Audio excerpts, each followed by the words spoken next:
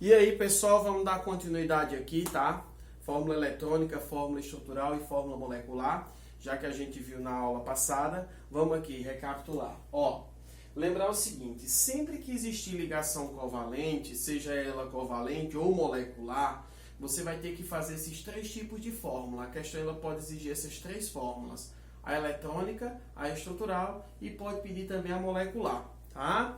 Tem uma coisa aqui bem bacana para mostrar para vocês. Ó. Aqui eu tenho uma molécula de água, gás carbônico, nitrogênio e o óxido nitroso. No caso aqui nós temos o monóxido de nitrogênio, tá? Um óxido neutro. Em particular eu vou mostrar para vocês o que é que vai acontecer aqui, beleza?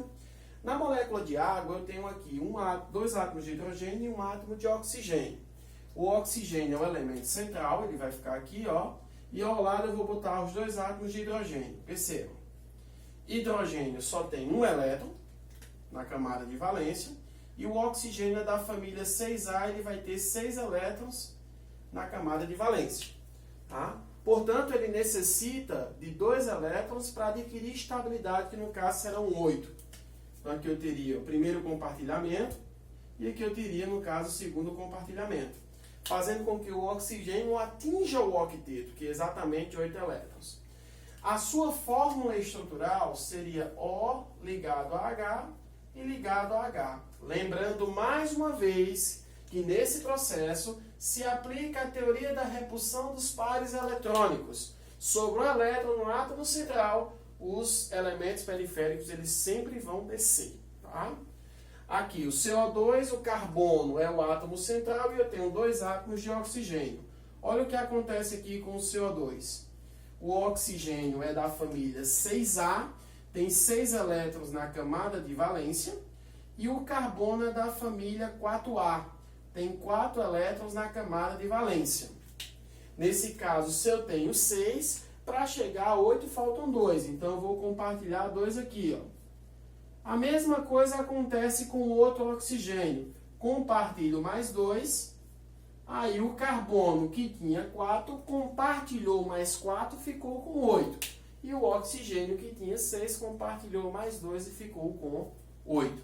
Formando assim, então, a estrutural do tipo O, 2 tracinhos que representam a ligação dupla e mais 2 tracinhos para representar as outras ligações duplas. Tá bem? N2.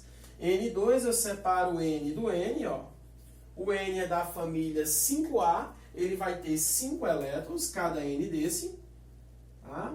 E 5 para ficar estável, ambos necessitam de 3 ligações. Então, nesse caso aqui, eu teria, ó, 3 ligações no processo. Fazendo aqui o compartilhamento. Tá? E cada Nzinho desse ficando com 8 elétrons na camada de valência.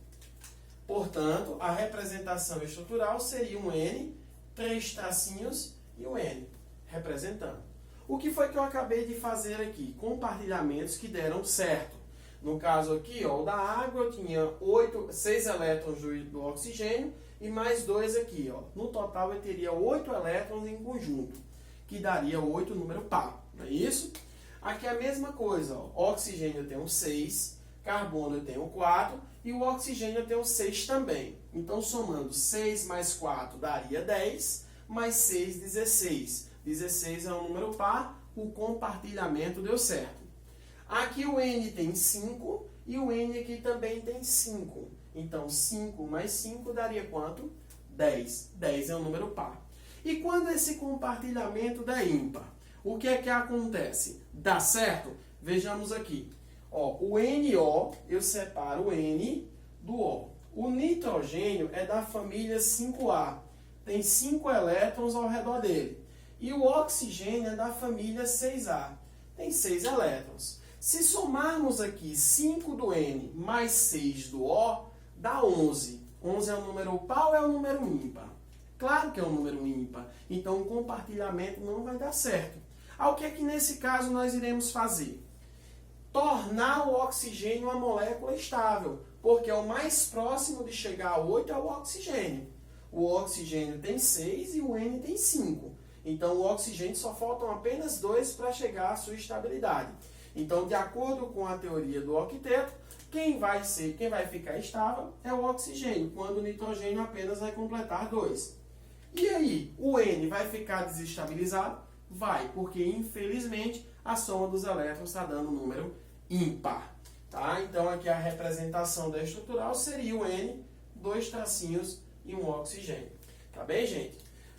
Na próxima nós iremos ter as exceções do octeto, que seria a contração e a expansão do octeto. Caiu no Enem, hein? Do ano passado. Se liga aí.